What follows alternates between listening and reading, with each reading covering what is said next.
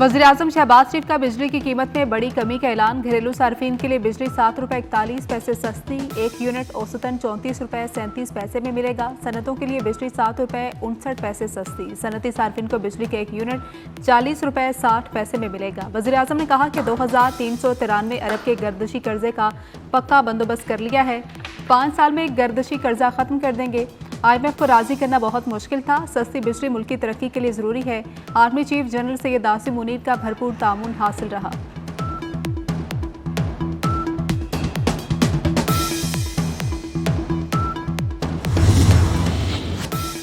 वज़ीर-ए-आज़म शहबाज शरीफ के नाम लिए बगैर PTI पर कड़ी तनकीद। बोले, हुकूमत संभाली तो मुल्क दिवालिया हो रहा था। IMF बात करने को तैयार न था। मुल्क तबाह करने वाले खुश थे।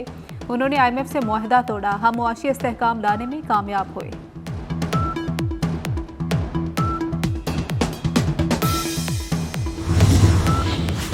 नवाज शरीफ का विजन शहबाज शरीफ आगे बढ़ा रहे हैं। वज़ीर आला पंजाब मरियम नवाज का बिजली सस्ती करने का खैर मकदम। कहती हैं, बिजली की कीमत में कमी ईद पर तोहफा है। वज़ीर आज़म ने अवाम दोस्ती का सबूत दिया। ये कमी सनतों के फिरोग में संगे मील साबित होगी।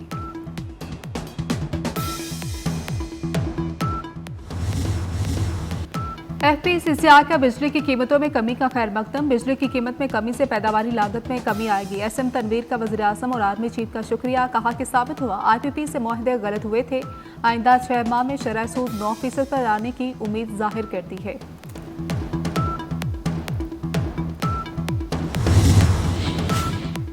बिजली की कीमत में कमी के ऐलान से पाकिस्तान स्टॉक मार्केट पर जबरदस्त असरात। 100 इंडेक्स में 1131 पॉइंट्स का इजाफा। इंडेक्स 1,18,938 की सतह पर बंद हुआ।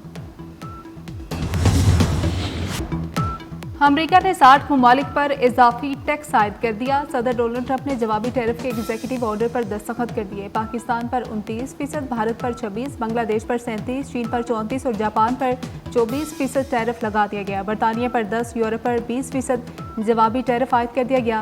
अमरीकी सदर ने तमाम गैर मुल्की गाड़ियों की दरामद पर 25% टैक्स लगा दिया। तमाम दरामदात पर भी 10% टैक्स आयद कर दिया गया।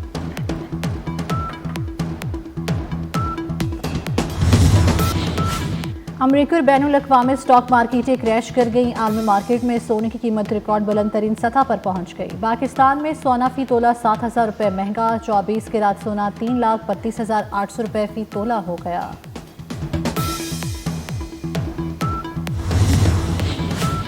चीन ने अमरीकी टैरिफ को आलमी इक़्तिसादी तरक्की के लिए खतरा करार दे दिया। अमरीका से नए टैरिफ को फौरी तौर पर मनसूख करने का मुतालबा कर दिया। कनाडा ने ट्रंप टैरिफ को तिजारती जंग करार दे दिया। ऑस्ट्रेलिया ने अमरीकी टैरिफ को गैर ज़रूरी करार दे दिया। यूरोपीय ममालिक ने कहा कि ट्रंप का इकदाम गैर मुनसिफाना है। ब्राज़ील की पार्लियामेंट ने भी ट्रंप टैरिफ से निपटने के लिए कानून की मंजूरी दे दी।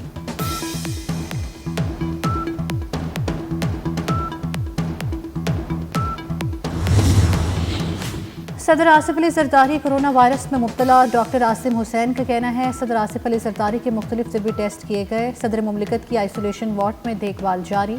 तबीयत में बेहतरी आ रही है। तबीयत नासाज होने की वजह से सदर की तमाम मसरूफियात मनसूख।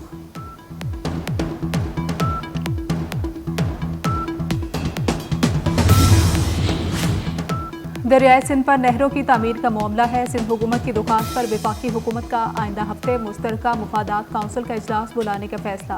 इजलास में चौलिस्तान केनाल समेत दीगर केनाल से मुतालिक फैसला होगा।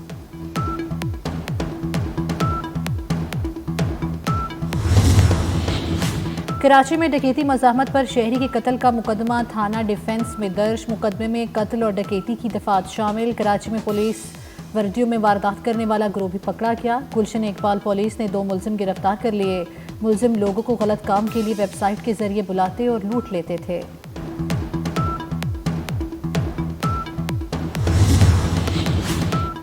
कराची के खुले गटर मौत के कुएं बन गए। बल्दिया मवाज खोट में 3 साला बच्चा गटर में डूबकर जाम हक हो गया। अब्दुर रहमान वालिदैन का इकलौता बेटा था। बच्चे को आहों और सिस्कियों में सुपुर्द खाक कर दिया गया। पाकिस्तान को एशियन क्रिकेट काउंसिल की सदारत मिल गई। चेयरमैन PCB मोहसिन नकवी 2 साल के लिए एशियन क्रिकेट काउंसिल के सदर बन गए। फैसला ACC एग्जीक्यूटिव कमेटी के वर्चुअल इजलास में किया गया।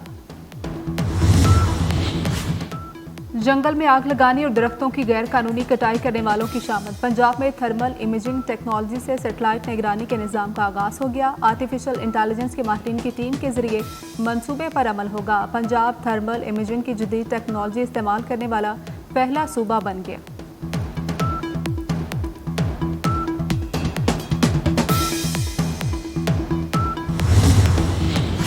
पंजाब में आउटसोर्स होने वाले स्कूल्स में 43,000 से ज़ायद असातिज़ा की असामियाँ ख़त्म। आउटसोर्स होने वाले स्कूल्स के असातिज़ा को तबादले कराने की हिदायत कर दी गई। असातिज़ा 17 अप्रैल तक ऑनलाइन दरखास्तें जमा करा सकेंगे।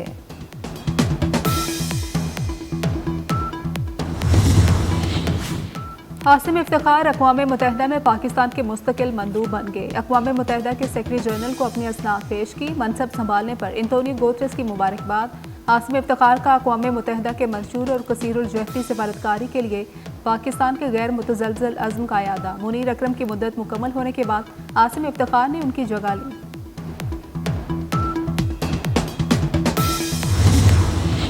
गजा में इसराइली दहशतगर्दी जारी। ताज़ा हमलों में मज़ीद 80 फ़लस्तीनी शहीद। अक़वाम मुत्तहिदा की पनाहगुज़ीन एजेंसी की तिब्बी मरकज़ भी इसराइल का हमला। बच्चों और ख़वातीन समेत 22 अफराद शहीद हो गए। इसराइल के शाम और लिबनान पर भी फ़ज़ाई हमले।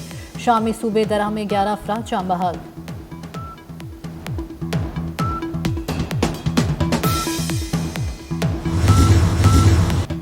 मोदी हुकूमत का मुसलमानों पर नया वार। वक्फ जायदादें निशाने पर। मुस्लिम वक्फ अमलाक पर कब्जे का नया मुतनाज़ कानून मुतारिफ करा दिया। भारत में 14 अरब डॉलर मालियत की 8,72,000 से ज़ायद वक्फ जायदादें हैं।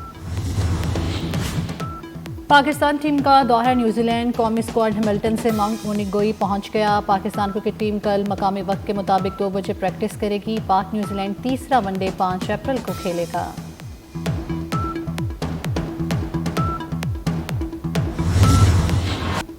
पाकिस्तान की पहली पॉप सिंगर नाज़िया हसन का 60वां यौम पैदाइश। नाज़िया हसन 15 साल की उम्र में भारतीय फिल्म के लिए गाना गाकर शोहरत की बुलंदियों पर पहुंची। अपने भाई ज़ुहैब हसन के साथ कई एल्बम्स रिलीज़ की। नाज़िया हसन को तमग़ा हुस्ने कारकर्दगी से भी नवाजा गया।